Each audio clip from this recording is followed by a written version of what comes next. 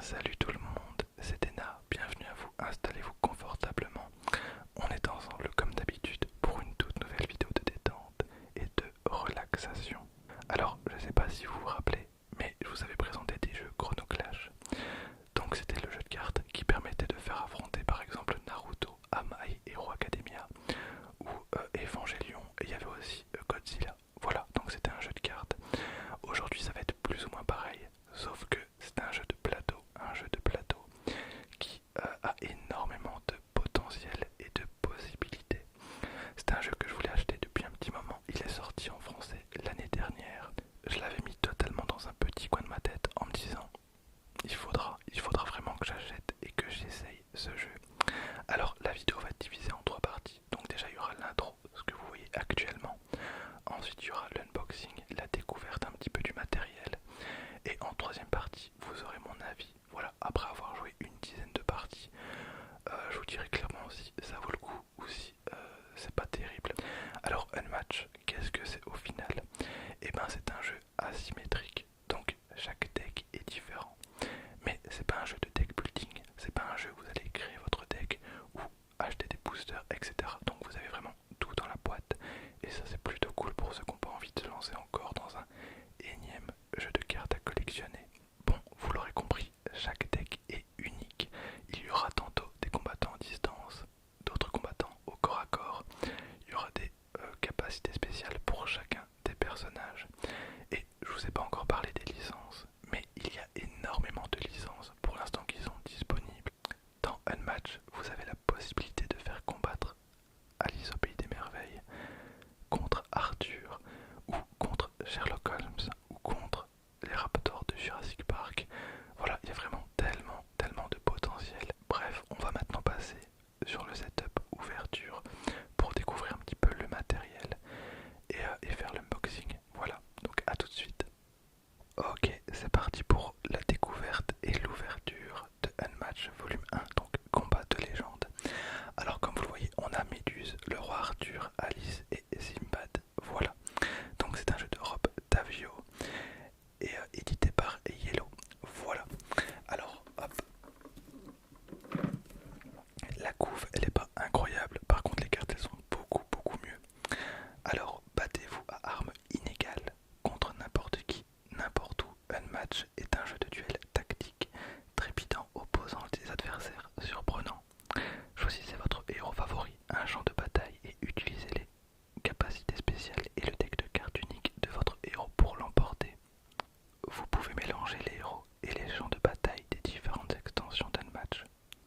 Relevez de nouveaux défis et découvrez des combinaisons inédites. De multiples possibilités vous attendent et encore bien plus avec chaque nouvelle extension.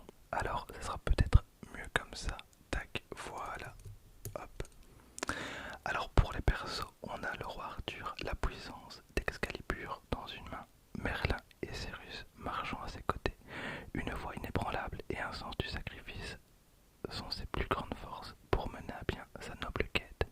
Donc en acolyte, on a Merlin. Ensuite on a Alice, petite mais costaude. Elle est passée de l'autre côté du miroir et on est revenu avec une lame Vorpal et le Jabberwocky, marchant sur ses talons. Car à sa taille, lorsque vous l'attrapez, car si vous vous trompez, ce sera échec et mat pour vous. Donc en acolyte, on a Jabberwocky. Ensuite, on a Simbad. À chacun de ses palpitants voyages, il gagne en sagesse et en puissance. Affrontez-le sans tarder. Lui et son fidèle porte-fée avant que sa sagesse ne le rende imbattable et qu'il ne mette un terme un peu trop hâtif à votre propre histoire. Donc on a porte-fée en acolyte. Ensuite, on a Méduse. Son regard a figé des armées entières, désormais accompagné de ses harpies. La Gorgone est un redoutable ennemi. Assurez-vous d'avoir bien préparé vos défenses avant qu'elle ne tourne ses yeux vers vous. Et en acolyte, on a 3 harpies. Alors, le plateau du jeu est recto verso, donc il contient 2 champs de bataille différents. Et pour ce qui est du contenu, on a 4 figurines. Si je tombe acolyte, 7 compteurs de santé, 124 cartes, un plateau recto verso, un jeton taille d'Alice et un livret de règles.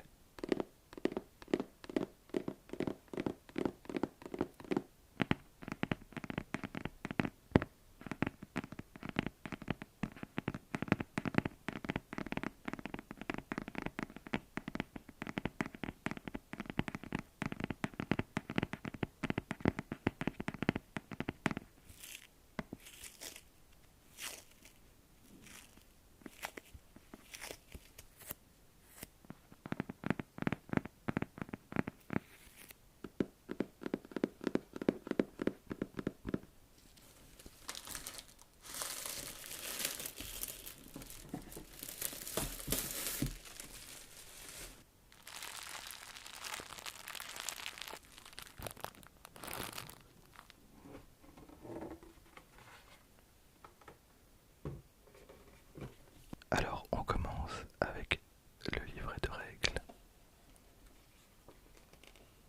Alors le principe d'Unmatch. Unmatch est un jeu de duel de figurines faisant s'affronter des combattants de tous horizons, des héros de livres aux héros virtuels, sans oublier ceux des mythes légendaires. Chaque combattant possède un deck de cartes unique, reflétant son style de combat. Vous pouvez combiner les héros provenant de n'importe quelle boîte d'Unmatch, mais souvenez-vous qu'à la fin, il ne peut en rester qu'un. Héros et acolytes. Tous vos personnages participant à la bataille sont appelés vos combattants, mais votre combattant principal est appelé votre héros. Les héros sont représentés par des figurines se déplaçant sur le champ de bataille. Vos autres combattants sont appelés des acolytes. La plupart des héros ont un seul acolyte, certains en ont plusieurs et d'autres peuvent n'en avoir aucun. Les acolytes sont représentés par des jetons se déplaçant sur le champ de bataille. Chaque héros dispose d'une capacité spéciale indiquée sur sa carte de personnage. Sur cette carte figurent également les caractéristiques de vos combattants et notamment les points de vie de départ de votre héros et de son acolyte. Les points de vie des combattants sont suivis sur les compteurs santé séparés. La santé des combattants ne peut jamais dépasser la valeur la plus élevée de leur compteur santé. Si votre héros dispose de plusieurs acolytes, chaque acolyte n'a qu'un seul point de vie, sauf mention contraire. Dans ce cas, la carte de personnage indique à la place le nombre total d'acolytes. Voilà. Alors hop, le but du jeu, les joueurs dirigent à tour de rôle leurs combattants sur le champ de bataille en élaborant des stratagèmes et en attaquant les combattants adverses. Pour l'emporter, un joueur doit être le premier à vaincre le héros de son adversaire en réduisant sa santé à 0. Alors ici, on a les compteurs de points de vie. Je vais faire un petit cut pour vous montrer un petit peu comment ça rend. C'est rien de très compliqué, mais en vrai je trouve que l'idée est plutôt sympa. Donc à tout de suite. Voilà, petit exemple avec le compteur de vie de Alice. Donc il monte jusqu'à 13. Et à chaque fois vous allez faire descendre hop, les points de vie. Donc voilà pour celui d'Alice. J'ai également fait celui de Simbad pour vous montrer. Alors Simbad il peut monter à beaucoup plus de points de vie. Il monte à 15 points de vie maximum. Et voilà, vous allez faire un peu pivoter tout ça. Alors hop, non, toujours pas. Voilà. Ensuite on a le plateau de jeu. Le plateau de jeu qui est relativement grand. Alors voilà. Donc voilà le premier terrain. Voilà. Donc il est recto. Verso, hop. Alors j'aime beaucoup cette map là.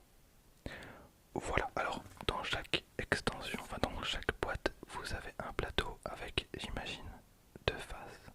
Alors voilà ce que je trouve aussi très très satisfaisant, c'est la mise en place. Tout est ultra optimisé. C'est-à-dire que voilà, c'est très clair. Vous avez les jetons acolytes à droite et à gauche. Vous avez les différents decks. Je le rappelle, c'est pas un jeu de deck building, donc votre deck il ne bouge pas. Et juste en haut vous avez les jetons perso, donc on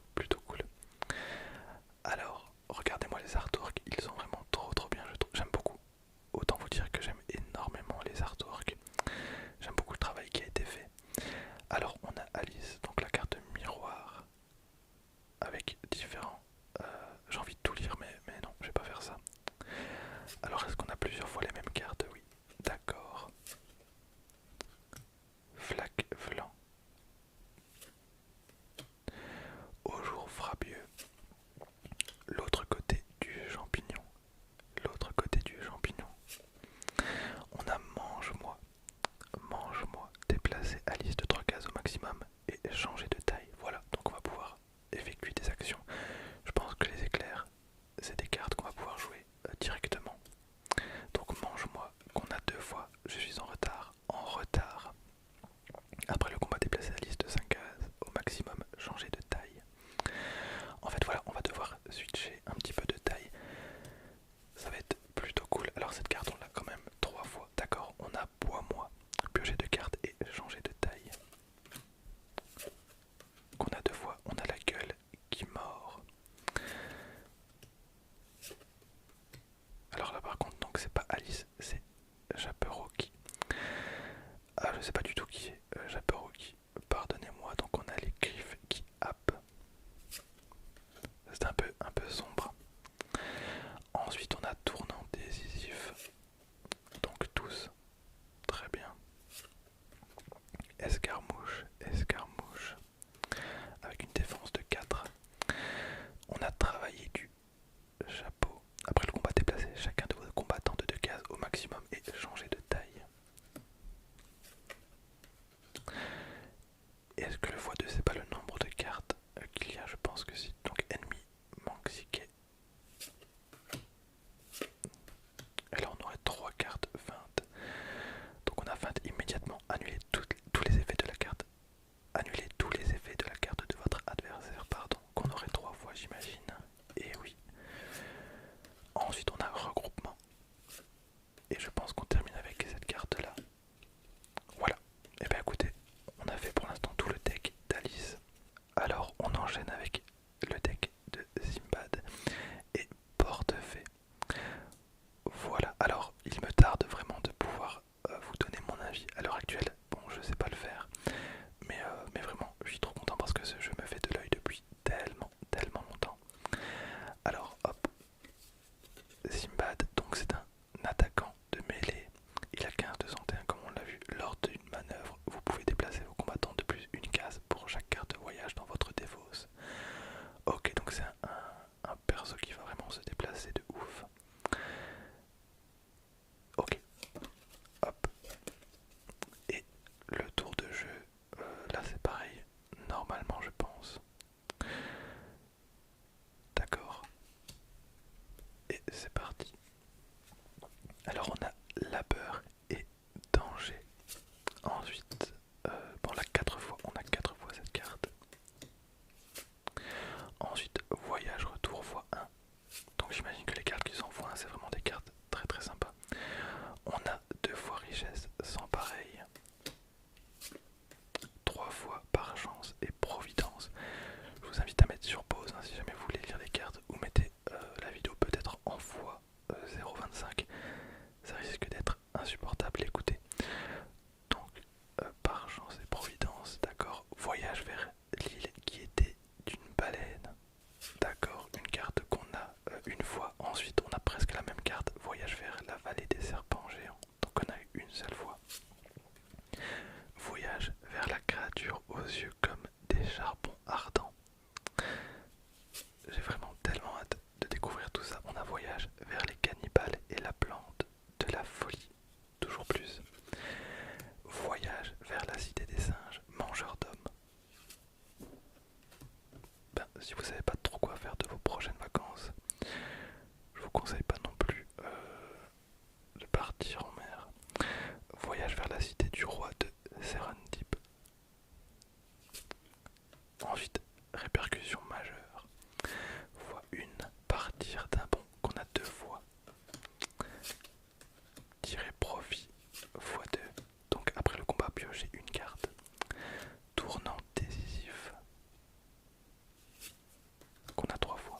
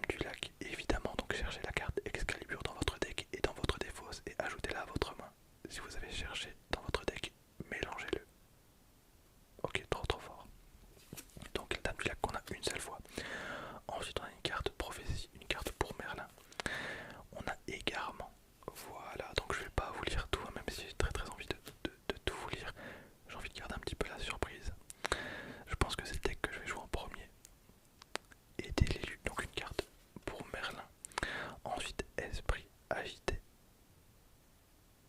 Et encore une fois, le visuel des cartes, quel plaisir. Commander aux tempêtes qu'on a 2 fois. On a coup rapide pour Arthur, 2 fois également. Escarmouche, 3 fois. Et tournant décisif qu'on a 3 fois également. On a 3 feintes et 3 regroupements. Et on termine avec le tout dernier deck, donc celui de Méduse. Voilà, plutôt sympa évidemment, comme tous les autres. Alors on a une attaquante à distance, comme vous l'avez vu avec l'arc. Hop, qui a 16 de santé, ce qui est plutôt sympa. Au début de votre tour, vous pouvez infliger un dégât à un combattant adverse dans la zone de Méduse. Voilà. Et en acolyte, on a des harpies qui peuvent taper en mêlée. Santé de départ x3. Alors est-ce que c'est 1 x 3? Je pense que oui. Je pense totalement que oui. Je pense que les harpies n'ont qu'un PV du coup. Tac. Et c'est parti.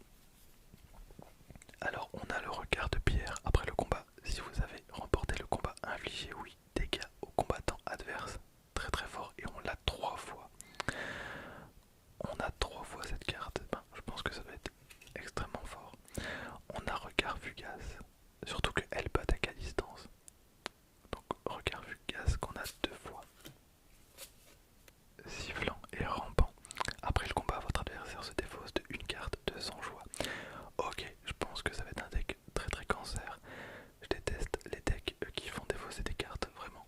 Quelle horreur. Donc on a la carte 3 fois. Très bien. En vrai, je pense que la carte, enfin le deck a l'air tellement fort. Les limiers du puissant Zeus. Donc une carte pour les harpies. Après le combat, déplacez chaque harpie de 3 cases au maximum. D'accord, une carte qu'on a 2 fois. Ensuite, serre agrippante. Après le combat, votre adversaire se défausse de une carte de son choix. Ça va être tellement casse-couille. Ça va être tellement casse-couille. En plus, la carte est en 3 fois. On a frénésie ailée. Donc, bon, je vais pas la lire parce que c'est trop long. Qu'on a 2 fois. Les cartes, encore une fois, sont très très sympas. Vraiment. Deuxième coup, pendant le combat, vous pouvez booster cette attaque. Donc on a 3 fois. Alors je sais pas si je vous l'ai dit, mais les parties sont très très rapides. Enfin très très rapides, on est sur du 20-25 minutes à 2 joueurs. Comptez 3/4 d'heure si vous êtes 4 ou 3. Ensuite précipitation, après le combat déplacez votre combattant de 3 cases au maximum.